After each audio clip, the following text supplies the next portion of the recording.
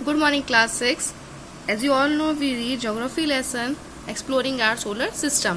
इसमें हम लोग जो है constellation, Galaxy, measuring distance, solar system और जो है प्लैनेट्स के बारे में पढ़ चुके हैं. Okay, now today we read our planet the earth. The earth is the third nearest planet to the sun and fifth largest of all planets in the solar system. जो हमारी अर्थ, हमारी जो पृथ्वी है, वो थर्ड जो नियरेस्ट प्लेनेट है सन का, जो हम लोग कल पढ़ चुके हैं, और फिफ्थ लार्जेस्ट है सारे प्लेनेट्स में से. जो सोलर सिस्टम के प्लेनेट है ना, उसमें से फिफ्थ जो है वो लार्जेस्ट है. It is a unique planet. इसको जो एक यूनिक प्लेनेट बोला जाता है, एक अनोखा प्लेनेट बोला जाता है. क्यों? क्योंकि जो है ये एक ऐसा प्लेनेट है जहाँ पर जो है लाइफ पॉसिबल है. ठीक है.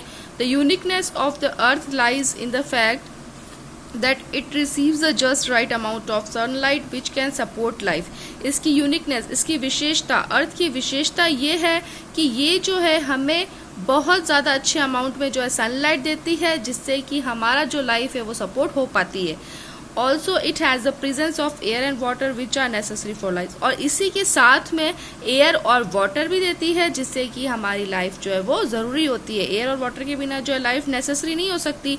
तो वैसे ही जो है इसकी यूनिकनेस अर्थ की क्या है कि यहाँ पर जो एयर भी है और वाटर भी है. The earth revolves around the sun once in a year and it take a day to rotate on its axis. Earth जो है वो सूर्य के चारों तरफ, सन के चारों तरफ जो है चक्कर निकालती है साल में, और ये जो है एक दिन में क्या करती है, रोटेट करती है अपनी एक्सिस पर. It takes a day. ये पूरा एक दिन जो है एक डे लेती है अपनी एक्सिस पर रोटेट करने में. The earth is not a true sphere. Earth जो है वो एक ट्रू स्फीयर नहीं है. It is a bit pear shaped. बल्कि ये क्या है, अर्थ जो है वो एक जो हम लोग बोलते हैं ट्रू स्फीयर नहीं है, और बल्कि ये क्या है, ये बिट पियर शेप्ड है. यानी कि थोड़ा सा नाशपति के आकार का होता है. पियर का मीन्स तो पता है ना, नाशपति. तो वैसे जो है एक छोटा सा जो नाशपति के आकार का होता है. Bulging at the equator.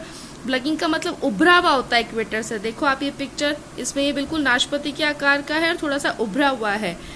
And it flatted at the poles. और जो है अपनी पोल से, ये जो पोल्स दे रखी है, इस पोल से वो जो है चपटा है. ठीक है. फ्लेटेड का मतलब चपटा. It's equator diameter is about 44 kilometre more than the polar diameter. इसका जो इक्वेट्रियल होता है, इक्वेट्रियल ये बीच वाला जो होता है इक्वेट्रियल डायामीटर, ये होता है 44 किलोमीटर का, और इससे मोर देन होता है इसके पोल डियामीटर का. पोल डियामीटर जो है हम लोग आगे भी पढ़ेंगे 7th और 8th में. पोल्स बताऊंगी अब आपको. अभी अपने पोल्स वगैरह नहीं है, अभी अपने इतना ही है कि ये जो है इसका एक जो शेप्ड होता है वो बिट पियर शेप्ड होता है. If you look at the earth, अगर आप जो है अर्थ का आउटर स्पेस देखेंगे तो आप ये पाएंगे कि क्या है, ब्लू है. इट अपीयर्स, ये जो है ब्लू दिखता है. ब्लू क्यों दिखता है? This is due to a large amount of water on its surface. इसलिए क्योंकि यहाँ पर बहुत ज़्यादा अमाउंट में वाटर पाया जाता है. You know that about 3/4 of its surface is covered with water. जैसे कि आप जानते हो कि हमारी अर्थ में जो 3/4 जो सरफेस है इसका वो वाटर से कवर्ड है. So it appears to be blue. इसीलिए ये जो है ब्लू कलर दिखता है इसमें. Due to this it is also called the blue planet और द वाटरी प्लेनेट. और इसीलिए जो इसको ब्लू प्लेनेट भी बोला जाता है और वाटरी प्लेनेट भी बोला जाता है. और नाउ इज जस्ट थिंक, अब आपको सोचना है. क्या सोचना है? Why do we not move when earth rotates. हम जो है मूव क्यों नहीं करते जब अर्थ रोटेट्स होता है? ऑफकोर्स करते हैं. तो इसका आंसर क्या मिलेगा? Because we all are moving with it. क्योंकि हम लोग भी जो है इसके साथ मूव करते हैं, है ना. अर्थ तो अकेले थोड़ी रोट कर रहे हैं, हम भी तो रोट कर रहे हैं. Okay. And now is information bytes. The earth is the only planet in the solar system which is not named after a mythological deity. All other planets are so named. Earth जो है वो solar system का एक ऐसा planet नहीं है जिसका नाम जो है वो पुराने देवी देवताओं के आधार पर पड़ना, बल्कि जो है सारे प्लेनेट्स का अपना नाम था. The hottest planet in the Venus though Mercury is closest to the sun. सबसे हॉटेस्ट प्लैनेट जो है वो वीनस है, जबकि मर्क्यूरी जो है वो सन के सबसे ज्यादा क्लोज है. The Neptune takes 165 years to go around the sun once. Neptune जो है वो 165 ईयर्स लगाता है सन के अराउंड में घूमने में. Next is satellites. सैटेलाइट जो होती है वो एक ऐसी बॉडी है जो कि अराउंड निकालती है प्लेनेट के.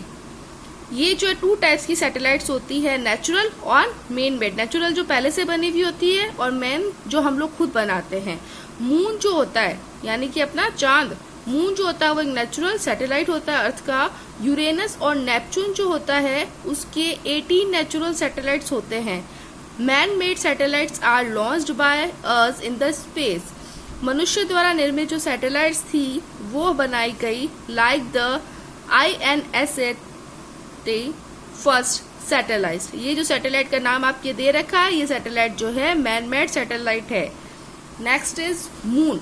मून तो सबको बहुत अच्छा लगता है।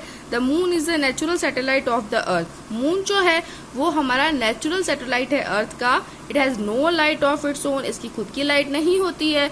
It only reflects the earth light of the sun.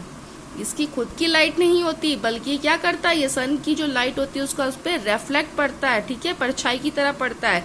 It's reflected light reach the sun in about 1.25 seconds because it is located 3,84,000 kilometre for us. इसकी जो रिफ्लेक्टेड लाइट होती है वो अर्थ तक पहुंचने में जो है 1.25 सेकेंड लगाती है क्योंकि ये जो है 3,84,000 किलोमीटर जो है अपन से दूर है। अब आप आते हैं फेजेस ऑफ मून में, यानी कि मून की जो है फेजेस किस तरह से बनते हैं, उसकी कैसे चेंजेस होता है। The moon revolves round the sun and rotates on its axis in exactly the same time. Moon जो होता है वो अर्थ के रिवॉल्व करता है और अपनी ही एक्सिस पर जो है रोटेट होता रहता है, घूमता रहता है एग्जैक्टली द सेम टाइम, उसी टाइम पर। And that is 27.3 days। और ये होता है कब? 27.3 days में। It means that we always see the same side of the moon. ऐसा मानते हैं या ऐसा माना जाता है कि हम जो देखते हैं वो मून की एक साइड ही होती है, सेम साइड होती है। The part of the moon which we can see in the part which is the sunlight. जो मून का जो एक पार्ट होता है जो हम देखते हैं वो एक सनलाइट का जो है, जैसे रोशनी पड़ती है ना, वो सिर्फ सनलाइट की एक जो है परछाई की तरह है। Due to these phases we can see the changing shape of the moon. इसके जो ये फेजेस होते हैं, इस फेजेस की वजह से क्या होता है, हम लोग जो है मून का शेप जो है वो चेंज होते देख सकते हैं। When it shape appears to change from new moon, जब इसकी शेप जो है वो न्यू मून में चेंज हो जाती है, मूनलेस नाइट और अमावस्या। जैसे आपको पता है ना कि जब भी जो है रोटेशन होता है तो बोलते हैं ना इसकी जो पीछे का साइड जो होता है, जैसे कि आप देखो इसमें सबसे पहले हमारा दे सकता है क्रिसेंट मून। जब मून जो है थोड़ा सा हल्का सा दिखाई देता है, दिख रहा है, हल्का सा दिखाई दे रहा है, फिर उसके बाद हमारा बनता है न्यू मून और फिर हमारा बनता है वार्निंग मून, फिर थर्ड क्वार्टर, उसके बाद में जो है इस तरह से रोटेट होते हुए यानी कि हाफ मून ही नजर आता है। और फुल मून कब नजर आता है हमें? पूर्णिमा पे। हाफ मून आता है अमावस्या पे, जो न्यू मून हमारा बनता है। It is said to wax, इसको बोलते हैं हम लोग उतार चढ़ाव, चढ़ना और उतरना। And when it shapes appears to decrease from full moon to new moon, और जब इसका शेप जो है वो डिक्रीज होता है फुल मून से न्यू मून में तो उसको बोलते हैं वैनिंग, चढ़ाव। We can not see the moon on the new moon night.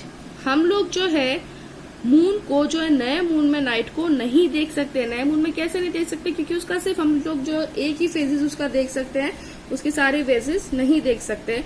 यानी कि सन की लाइट जो मून पर जब गिरती है तो मून का जो साइज है वो हर रोज जो है चेंज होता रहता है, क्योंकि ये बात डिपेंड करती है कि मून पर सन की रोशनी जो है वो अगर एक पार्ट पर पड़ी है तो वो हमें जो है दिखाई देगा, और मून का वह पार्ट जो अर्थ के सामने आता हो तो सूर्य की रोशनी नहीं पड़ती है, सूर्य की रोशनी जो छुप जाती है। तो इस वजह से जो है न्यू मून कहते हैं उसको। और जब पूरी रोशनी पड़ जाती है तो उसको हम लोग बोलते हैं उसको हम लोग बोलते हैं full moon. Okay, now is asteroid. Asteroid जो होता है वो स्मॉल पार्ट होता है प्लेनेट का, like bodies which revolve around the sun, जो कि सन के अराउंड जो है सन चक्कर निकालते हैं। Chiefly found between the orbits of the Jupiter and Mars, जो कि ज्यादातर कहाँ पाए जाते हैं? जुपिटर और मार्स के ऑर्बिट में। जुपिटर और मार्स क्या है? Planets. They are believe to be the pieces of some planet which exploded soon after his birth. वो ये बिलीव करते हैं कि जो कुछ जो है प्लेनेट के उधर जो स्पीसीज आते हैं जो कि विस्फोट के दौरान बनते हैं और जल्दी ही बर्थ हो जाते हैं। द लार्जेस्ट एस्ट्रोसाइड इज कैरस, यानी कि लार्जेस्ट एस्ट्रोसाइड का नाम क्या है? कैरस। ठीक है, ये हमारा हो गया एस्ट्रोसाइड। यानी कि एस्ट्रोसाइड जो है वो सोलर सिस्टम की एक जो है स्मॉल ऑब्जेक्ट बोला जा सकता है, और ये जो है सन के चारों ओर जो है चक्कर निकालते हैं, और ये स्टार जैसा होता है। इसकी साइज जो है कुछ छोटे पत्थर की जैसे होती है। जैसे मैं आपको जो है ऑलरेडी इनकी पिक्चर पहले सेंड कर चुकी हूँ जब लेसन अपना स्टार्ट हुआ था एस्ट्रोसाइड की, मेट्रोस की, कॉमेट्स की। तो इनकी साइज जो है कुछ छोटे पत्थर जैसी तो कुछ बड़े पत्थर जैसी होती है। हमारा सोलर सिस्टम में सारे के सारे जो एस्ट्रोसाइड्स है, बहुत सारे एस्ट्रोसाइड होते हैं और उनकी शेप जो होती है वो टेढ़ी मेढ़ी होती है, एकदम गोल और इस तरह से नहीं होती बल्कि टेढ़ी मेढ़ी होती है। Next is meteors and meteorite, Hindi में इनको बोलते हैं उल्का और उल्का पिंड। एस्ट्रोसाइड्स छोटा तारा। Meteorites are small pieces of solid mass. Meteorite जो होते हैं वो छोटे छोटे पीसेज होते हैं सॉलिड मास के, जो कि सन के चारों तरफ चक्कर निकालते हैं। Sometimes they enter the earth atmosphere at a great speed. कुछ टाइम के लिए वो जो है अर्थ के एटमोस्फेयर यानी कि अर्थ के अंदर जो है एक जो तेज स्पीड के साथ में आते हैं, लेकिन जब आपस में टकराते हैं, फ्रिक्शन होता है, टकराव होता है एटमोस्फेयर में, तो क्या हो जाता है, इससे जो है वो बर्निंग, जल जाते हैं और वो जो है गायब हो जाते हैं डस्ट और गैस के रूप में, जिसको बोलते हैं मेट्रोस और शूटिंग स्टार्स। ठीक है, उसको मेट्रोस भी बोलते हैं, उल्का पिंड और शूटिंग स्टार्स भी बोलते हैं। और कुछ टाइम में कुछ मेट्रोस ऐसे होते हैं जो कंप्लीटली बर्न्ट नहीं होते हैं, पूरी तरह से नहीं जलते हैं, और ये जो है अर्थ की सरफेस से स्ट्राइक्स करते हैं और विस्फोट के बाद में बड़ा सा गड्ढा बना देते हैं। क्रूडेटा का मतलब विस्फोट के बाद होने वाला गड्ढा। तो ये जो पीस होते हैं उसको हम लोग बोलते हैं मेट्रोराइट। ओके, नाउ अपना लास्ट टॉपिक आ गया हमारा कॉमेट्स। कॉमेट जो होते हैं वो सन के चारों तरफ चक्कर निकालते हैं, लेकिन उनका जो ऑर्बिट होता है वो बड़ा लंबा सा होता है। जो एक लंबी सी पूंछ होती है ना, ये मैंने आपको पिक्चर सेंड की थी हेलिस कॉमेट की। तो ये कॉमेट जो होते हैं वो ह्यूज लैंप की तरह होते हैं। ये देखो, इसमें जो है बहुत बड़ी गांठ की तरह बनती है। ये सन के राउंड जो चक्कर निकालते हैं और ये गैसेस और डस्ट के बने होते हैं, जिससे इसकी जो है एक लंबी सी टेल बन जाती है। जो टेल आपको दिख रही है वो गैसेस और डस्ट के कारण है। तो कॉमेट की अपनी कोई लाइट नहीं होती है और ये जो होते हैं सनलाइट का रिफ्लेक्शन होते हैं। जब ये जो हमारे सन के नियर पहुंचते हैं तो इनमें ग्लो हो जाता है और जो एक लॉन्ग शाइनिंग टेल बन जाती है, पूंछ की तरह बन जाता है।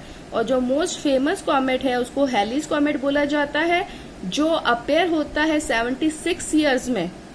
ठीक है, हर 76 ईयर्स में अपियर होता है और लास्ट ये देखा गया था 1986 में, और अब जो है सपोर्टेड देखा जाएगा 2062 में। Okay, our lesson is ending here and now we tick the correct option. Tick the correct option में आप फर्स्ट का टिक लगाइए बी, कॉन्स्टलेशन। सेकंड का आप लगाइए बी, नॉर्थ। थर्ड का आप लगाइए ए, मिल्की वे। फोर्थ का बोथ। फिफ्थ का आप लगाइए 15 करोड़ किलोमीटर। सिक्स का लगाइए third. Seventh Saptarishi is group of 7। Halley's comet for last seen अभी पढ़ा है हमने जस्ट 1986। इसके बीच में हम जो एक चीज भूल गए वो हमारा था क्विज टाइम। क्विज टाइम में सबसे पहले आज जो ट्रू और फॉल्स है उसका फर्स्ट आप देखिए। फर्स्ट आप लगाइए false. The earth is a true sphere, false है। The sun is the largest member of the solar system, it is true. The moon is not a natural satellite of the earth, false. All planets are spherical in shape and revolve around the sun, true. We cannot see the moon on the new moon night, true. Okay, I hope आप सबको ये lesson बहुत अच्छे से समझ में आया होगा। Thank you.